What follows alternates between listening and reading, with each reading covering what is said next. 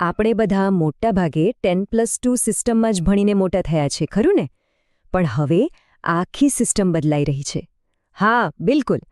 આજે આપણે વાત કરીશું ભારતના નવા રાષ્ટ્રીય અભ્યાસક્રમ ફ્રેમવર્ક એટલે કે NCF 2023 વિશે. કહેવાય છે કે આ શિક્ષણમાં એક મોટી ક્રાંતિ લાવવા જઈ રહ્યું છે. તો ચાલો જોઈએ કે આમાં એવું તો શું નવું છે. તો સૌથી પહેલી અને કહી શકાય કે સૌથી મોટી વાત, જે 10+2 સિસ્ટમમાં આપણે ભણ્યા, પરીક્ષાઓ આપી અને મોટા થયા ને, એ હવે ભૂતકાળ બની ગઈ છે. સમજો કે એ હવે ઇતિહાસ છે. અને એની જગ્યાએ આવી રહ્યું છે એક સંપૂર્ણપણે નવું માળખું, એક નવી વિચારધારા. હવે આ આખું નવું માળખું છે શું? એને સમજવું એકદમ સહેલું છે. બસ આ એક ફોર્મ્યુલા યાદ રાખી લો. NCF 2023 એટલે શું? તો એ છે નેશનલ એજ્યુકેશન પોલિસી 2020 વત્તા શિક્ષણનું નવું 5+3+3+4 સ્ટ્રક્ચર, અને એમાં ઉમેરાશે સ્કિલ્સ એટલે કે કૌશલ્ય આધારિત શિક્ષણ. બસ આ 3 વસ્તુઓનો સરવાળો, એ જ છે આખું નવું ફ્રેમવર્ક. તો ચાલો આખા બદલાવને આપણે 5 ભાગમાં સમજીએ. પહેલાં તો એ કે શિક્ષણની આ નવી ફોર્મ્યુલા છે શું? પછી આટલો મોટો ફેરફાર કરવાની જરૂર જ કેમ પડી? આનાથી આપણા ક્લાસરૂમ કેવા દેખાશે? જૂના અને નવા માળખામાં મૂળભૂત તફાવત શું છે? અને હા, છેલ્લે આ બધામાં એક શિક્ષકની ભૂમિકા કેવી રીતે બદલાશે? ચાલો તો શરૂઆત કરીએ સૌથી મોટા અને સૌથી દેખીતા ફેરફારથી, જે છે શિક્ષણનું નવું સ્ટ્રક્ચર. તો હવે જુઓ, ભણતરની આખી સફરને 4 અલગ-અલગ તબક્કામાં વહેંચી દેવામાં આવી છે. પહેલો છે પાયાનો તબક્કો. અહીંયા બાળકો પુસ્તકોના બોજ વગર ફક્ત રમતગમત અને પ્રવૃત્તિઓથી શીખશે, મજા કરતા. પછી આવશે પ્રારંભિક તબક્કો. અહીંયા લખવા, વાંચવા અને ગણિત જેવી જે પાયાની બાબતો છે એના પર ફોકસ કરાશે. ત્રીજો છે મધ્યમ તબક્કો, જ્યાં વિજ્ઞાન અને સામાજિક વિજ્ઞાન જેવા વિષયો થોડા ઊંડાણમાં ભણાવાશે. અને છેલ્લે માધ્યમિક તબક્કો. આ સ્ટેજ પર વિદ્યાર્થીઓને પોતાના રસના વિષયો પસંદ કરવાની પૂરી આઝાદી મળશે અને તેઓ પોતાની કારકિર્દી માટે તૈયાર થશે. ઠીક છે, માળખું તો સમજાઈ ગયું, પણ સવાલ એ છે કે વર્ષોથી જે સિસ્ટમ ચાલી રહી હતી એને બદલવાની જરૂર જ કેમ પડી? આટલા મોટા ફેરફાર પાછળનો મુખ્ય વિચાર શું છે? આનો જવાબ એક જ વાક્યમાં આપવો હોય તો ગોખણપટ્ટીની સંસ્કૃતિને હવે કાયમ માટે બાય કહેવાનો સમય આવી ગયો છે. આ નવા ફ્રેમવર્કનો આખો પાયો જ એ વિચાર પર છે કે શિક્ષણનો મતલબ ખાલી પુસ્તકીય જ્ઞાન નથી. હવે ફોકસ છે વિદ્યાર્થીઓના સર્વાંગી વિકાસ પર. એટલે કે તેઓ માત્ર ભણવામાં જ હોશિયાર ન બને, પણ ભાવનાત્મક અને શારીરિક રીતે પણ મજબૂત બને. વિષયોને ગોખવાને બદલે એની ઊંડી સમજ કેળવાય. જે પણ શીખે એને વાસ્તવિક જીવનમાં કઈ રીતે વાપરવું એ આવડે. અને હા, ભારતીય સંસ્કૃતિ અને મૂલ્યો સાથે પણ જોડાયેલા રહે. આ બધી બાબતો પર હવે ભાર મુકાશે. ચાલો આને એક સિમ્પલ ઉદાહરણથી સમજીએ. પહેલા ઇતિહાસના ક્લાસમાં શું થતું હતું? આપણને તારીખો અને ઘટનાઓ યાદ રખાવવામાં આવતી. પણ હવે ભણાવવાની રીત જ બદલાઈ જશે. હવે સવાલ એ નહીં હોય કે પાણીપતનું યુદ્ધ ક્યારે થયું હતું, પણ સવાલ એ હશે કે આ યુદ્ધ થયું જ શા માટે? એની પાછળના કારણો શું હતા? બસ આ જ છે ગોખણપટ્ટી અને સમજણ આધારિત શિક્ષણ વચ્ચેનો મોટો તફાવત.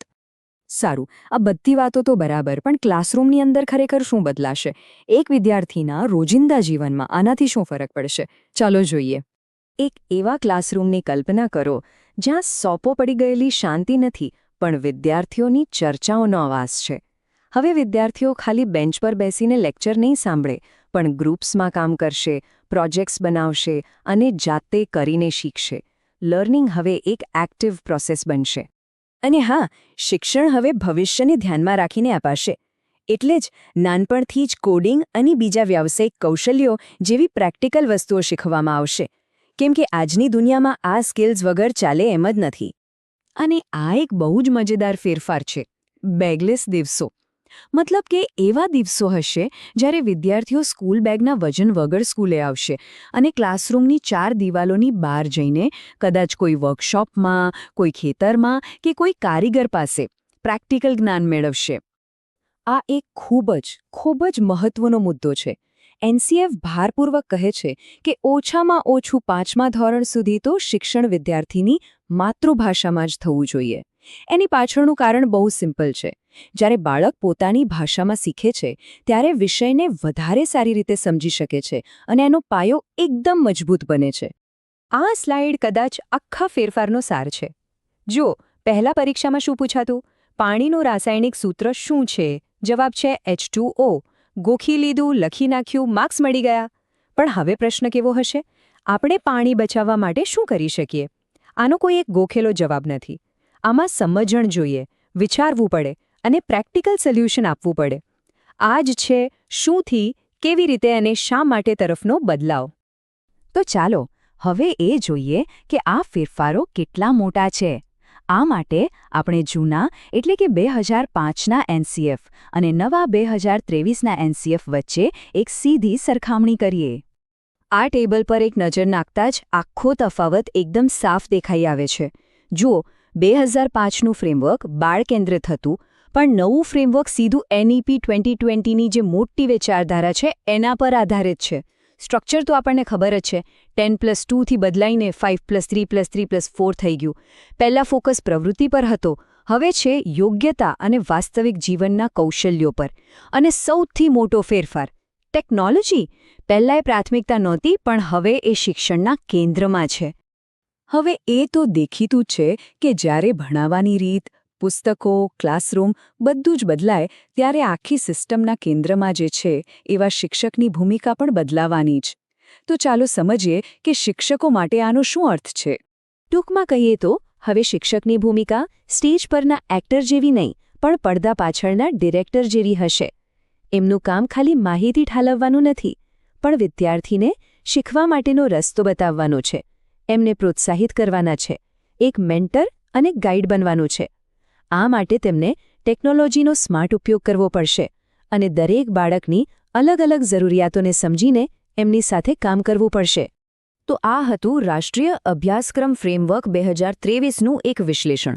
કાગળ પર તો આ બધા ફેરફારો એકદમ ક્રાંતિકારી અને જોરદાર લાગે છે, પણ અંતમાં એક મોટો સવાલ એ જ ઊભો થાય છે કે શું આપણી શાળાઓ, આપણા શિક્ષકો અને આપણી આખી સિસ્ટમ આ ફેરફારોને સાચા અર્થમાં લાગુ કરી શકશે? અને શું આ ખરેખર આપણા વિદ્યાર્થીઓને ભવિષ્યના પડકારો માટે તૈયાર કરશે? આ એક વિચારવા જેવો પ્રશ્ન છે.